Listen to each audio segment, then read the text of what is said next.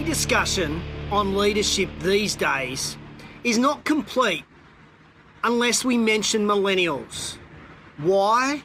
Not because so much is made of leading millennials, but more importantly, they are and will be an ever-increasing component of the workforce, the millennials. Welcome to JTInTheRaw, show 65. Can you believe that? Show 65, where I get to chew the thin on business, just chew the thin on business. And today we're going to be talking about those damn millennials. That's who we're talking about. And I'm going to give you four leadership actions you can do to lead your millennials better. Whether that be in the fitness centre, whether that be in a sporting team, or whether that be in a real estate agency, any type of leadership role of millennials is what we're going to cover today. And my question of the day for you guys is very simply, what year did the millennial generation start? Or what year did the millennial generation finish? If you think you know the answer, pop it in the bottom. I'll give you a hint. The millennial generation started in 1980 something. You got to guess somewhere between 1980 and 1989, or it's going to finish in 2000 and something. And I'll give you the hint that it's less than 2010. So I want you to have a crack, put it in the comments, have some fun, see if you can get it in and get it right. I will tell you shortly. So what is either the start or the finished year of the generation millennials? Okay. Sorry I'm looking a lot disheveled. Just got back from the gym. Normally I train early and I'm finished by the time I get to JTInTheRaw, but just sort of came straight here from the gym. We had a bit of an accident at the gym this morning. One of the regular gym goers, and I mean regular, he's there 6 days a week, he had either a heart attack or a stroke in the change rooms. And I just want to give a shout out off camera, nice, pretty close those years. I want to give a shout out to the team at Fitness First at Carlingford. They responded brilliantly to this incident, and it got me thinking: how often do we role play an accident inside our club? So how often do we role play what happens in our fitness centre or in our business, PT business, whatever? Should someone have a heart attack? Should someone break a bone? Should someone have a weight fall on them? Who knows? I don't know. I'm just sort of putting it out there. If there is an incident or an accident in our club, how often do we role play solving that? I know when I had my club, we would probably do it once every, I want to say 2 years. And I don't think that's actually regular enough. We hope that they never happens. But I wonder if that's something we should be doing once every 3 months, or once every 4 months, once every 6 months. Maybe role-playing those incidents and accidents could just save a life, so we don't have to panic when it happens. Because this morning there was some panic happening. Okay, all right, back to the show. Remember, question of the day, ladies and gents, is this: what is the start date or what is the finish date of the millennial generation? See if you can guess start date or finish date of the millennial generation, because that's what we're going to be talking about today. A couple of other shout outs.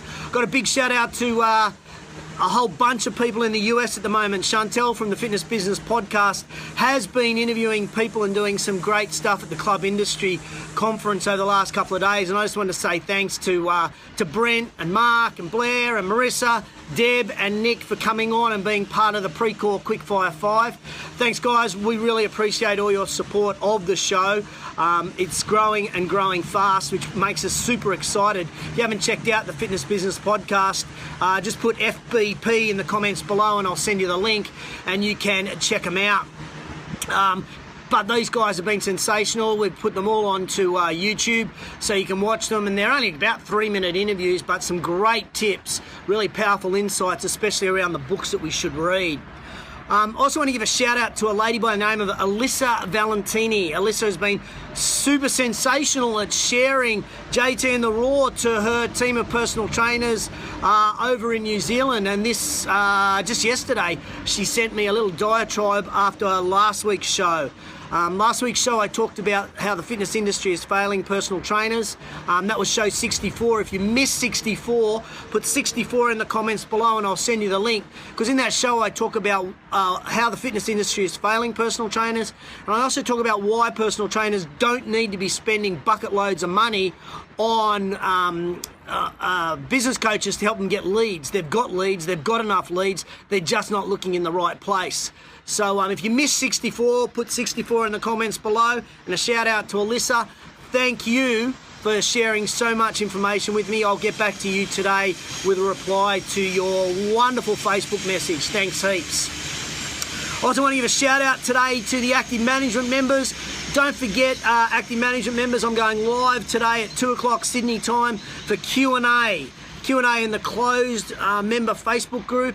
It's your opportunity to ask me any questions. So if you haven't sent them to me, you can either send them to me, message me on Facebook, email, smoke signals, ravens, homing pigeons, or just come on live at 2 o'clock and fire your questions at me. I'll be there to answer your questions. If you're not a member of Active Management and you want to be part of this, just put member in the comments below. I'll send you the link and we can get you all set up, ready to rock and be part of the show.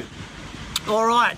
Hi JP, how are you, mate? Hope everything is going well. G'day Jay Younger. Good to hear from you, Jay. I'll put 64 in the comments for you below. Cameron, because you're watching with your son, I'll make sure that I keep swearing to a minimum. Hope everything else is going great for everybody, wherever in the world you are.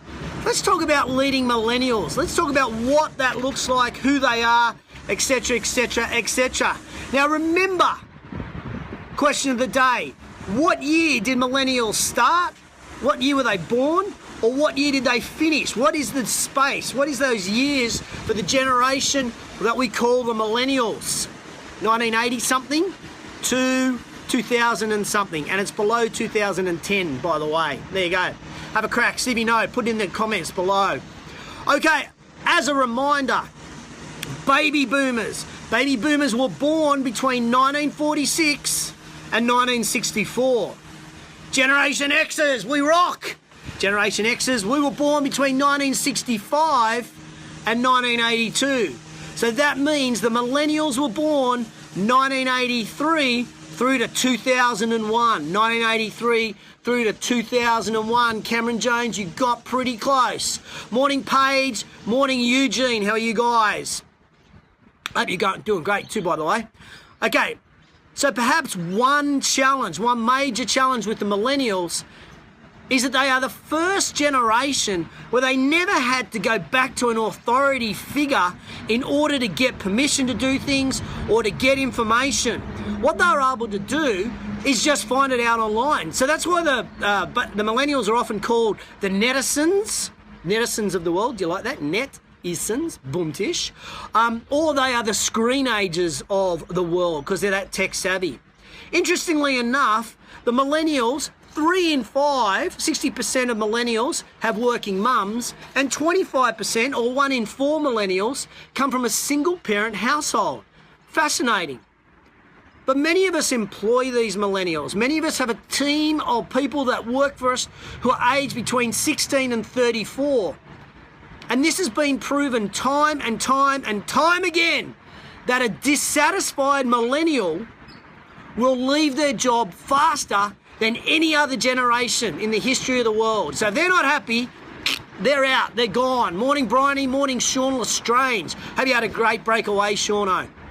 Okay, so unless you guys want a revolving door of recruitment, we need to lead our millennials with purpose, with direction and caring. So I'm going to give you 4 tips to help you today on leading those millennials. Who wants them? Give me a thumbs up if you want to hear these 4 tips. Hi Alyssa, how are you? Morning Pete Tansley, how you going? Okay, here we go. Tip number 1. The majority of millennials are visual people. I never knew that. The millennials are visual people. This means they're going to get a real glazed look over their face when you start trying to explain stuff to them. Thanks, Angus. Great to see your thumbs up there. They're going to get a real glazed look over their eyes because they're not auditory people. They're not auditory. They're visual.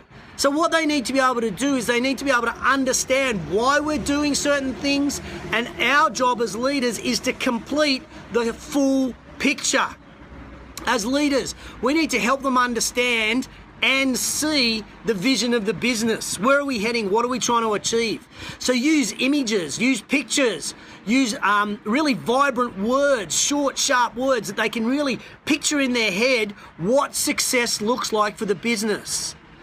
They need to know what good looks like, and they need to know what great looks like. They need to be able to do that comparison of good and great in order to be able to picture what you're looking for in the business. They need to know what success means to you, what success means to the team, and what success means to themselves.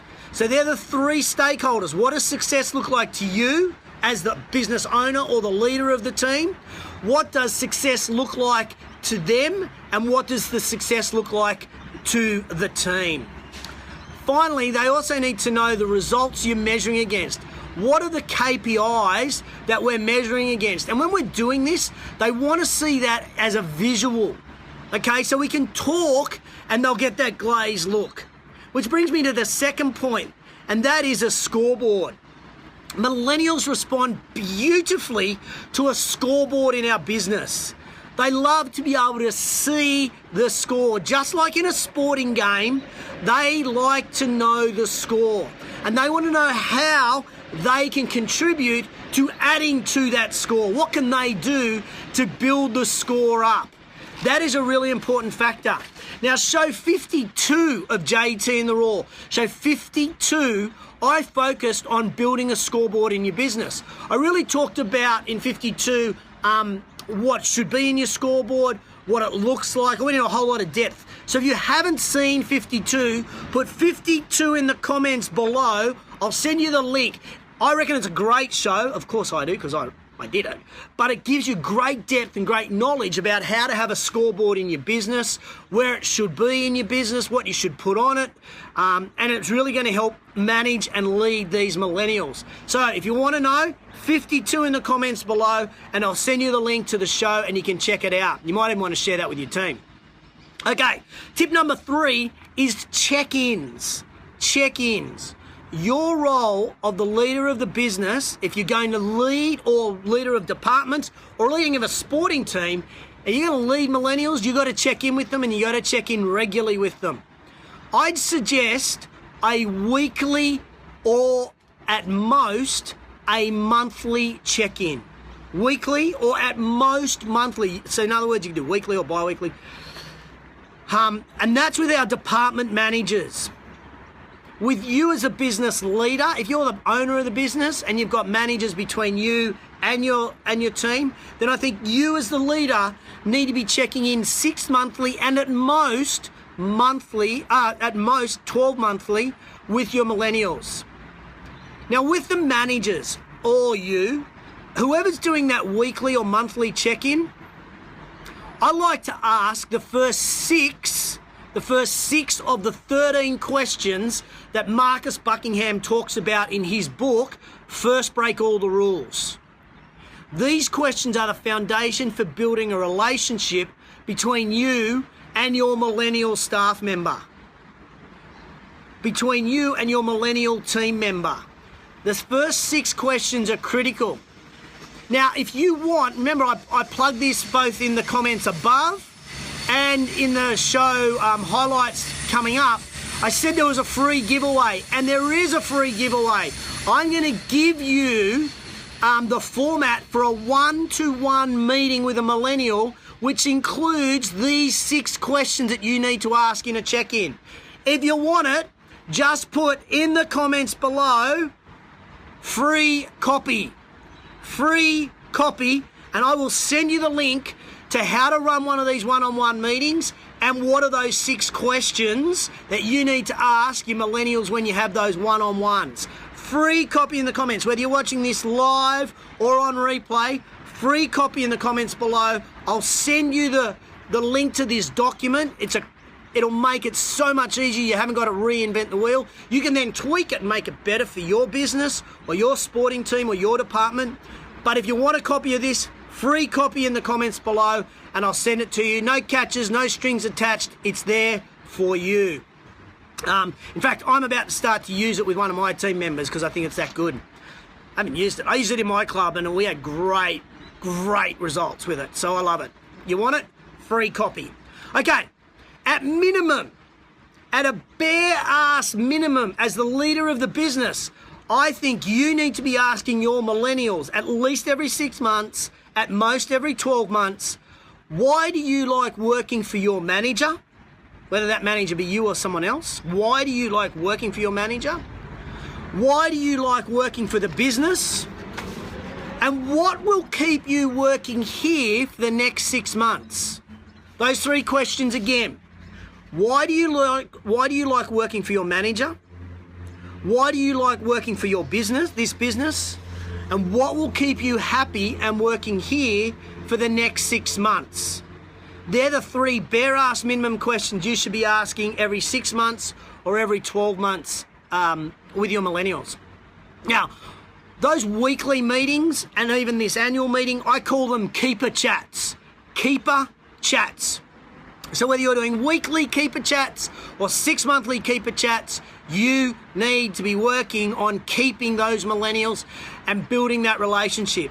Remember, if you want a free copy of these one-to-one keeper chats templates, pop in the comments below, free copy, and I'll send you the document that'll outline how to have these meetings with your millennials and hopefully keep them as well as have them performing well.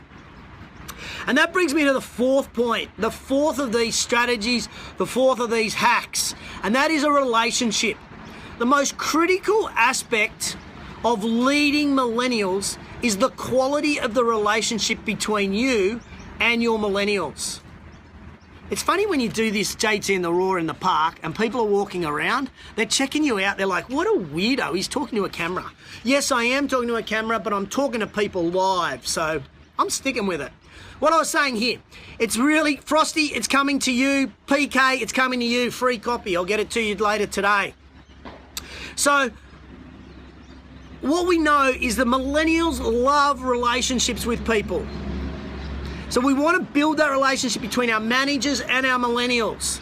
That's another reason to do these keeper chats. Taking beyond these keeper chats is a 2 to 3 minute catch up with everybody. It's like as you're walking through the club, as you're walking through your business, or before you start your training session with a bunch of footy players or softball players or netball players, you just grab 2 or 3 minutes with them and just ask how they're going.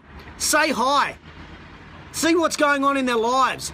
See how you can make a difference for them. Your goal is to create an engaging environment, an environment where they feel comfortable talking to you. So you're going to have to make the effort to build that relationship. When you do that, you are truly leading. You're not managing them, you are truly leading them. And you need everyone to realize in your business, in your sporting club, you need everyone to realize that you don't have employees, you don't have volunteers. They are all human beings. They are all human beings in your business. They're all human beings in your team. So let's treat them as human beings, not as employees, not as team members. Let's treat them as humans and let's make them feel very special. I guess, in summary, when you're leading your millennials, you need to connect with them, you need to care for them, and in return, they will connect and they will care with your customers. Morning, Pete. Morning, Avril. Avril, I'm talking about one of your pet subjects, millennials. You know more about this than me. So, if you found any of those 4 tips useful, do you remember what they were? They were building a relationship, they were having check-ins, they were having a scoreboard, and what was the first one? Scoreboard? And of course, it was talking to them. It was leading them. Yeah, it was talking to them and having a scoreboard, making sure that they're visual people, all of those sorts of stuff. So, I guess this is where it's at, guys. We really need to understand that regardless of what generation they are human beings, and we need to treat them with a real power of love. So I want to know, did you get any advantage out of this? Was there anything that you really enjoyed out of this? Or have you got any tips that are working really well for you in leading your millennial workforce? Is there anything you're doing really well? Love to know. Put them in the comments below. That would be awesome if you'd share it. Really appreciate it. Hey, thanks for those love hearts. Thanks for those thumbs up if you got value. Pete Harrison, yep, free copies coming to you. No worries at all. Okay. What else can I share? Okay. Last but not least. Oh no, before I finish. Next week I am going to be en route to a very special location. Thanks for those thumbs up, Andrew Warder. Appreciate your support. Hi Susan, welcome. Yeah, I'm en route to a very special top secret location next Friday morning. So I'll be en route there. Join me, JTInTheRaw, for show 66, and I will be en route. Not telling you where, and I'm not telling you where I'm going to be, so you'll have to tune in next week to find out where I'll be and what my message is. It's a good message. You'll enjoy it. You can be rest assured of that. Okay, look, thank you for tuning in to JTInTheRaw show 65. I really appreciate all the love. I appreciate all the engagement that you guys give me in the comments below. It's awesome. It's fantastic. It makes me feel good. It makes me feel really warm on the inside and quite chuffed. So I appreciate all the sharing. I appreciate all the stuff coming from people all across the globe when they tune into this. So thank you so much. I also appreciate it when you share it. So if you think anybody will get value out of learning how to manage or lead millennials, please tag them in the comments below so that they can watch the video either live or on replay. I'd love you to share it with perhaps the managers of your club or the managers of your department or even coaches in your sporting club. I would love you to share it. Thank you so much. Okay, quote of the week. Quote of the week. Let me finish off with quote of the week. You guys know I love this. If you want to win a customer tomorrow, then connect with your team today as a human being, not as an employee. Let me say that one again. If you want to win a customer tomorrow, then connect with your team as a human being or your team as human beings, not employees. If you want to win customers tomorrow, connect with your team today as human beings, not as employees. Thanks so much, everybody, for tuning in to JTInTheRaw show 65. Really appreciate all your support. There goes a runner. He's getting fit. He's getting strong. As I said, I've just got back from the gym, so that's why I'm looking disheveled. I will shave. For the active management members, I'll be looking much cleaner when I talk to you guys at 2 o'clock this afternoon. Remember, if you want a free copy of the template for a one-to-one meeting with your millennials, which will include 6 key questions that come from Marcus Buckingham's book, First Break All the Rules, put free copy in the comments below. I'll send it to you later today. Have an awesome day. Have a cracking weekend. Thanks for tuning in. I'll catch you guys next time.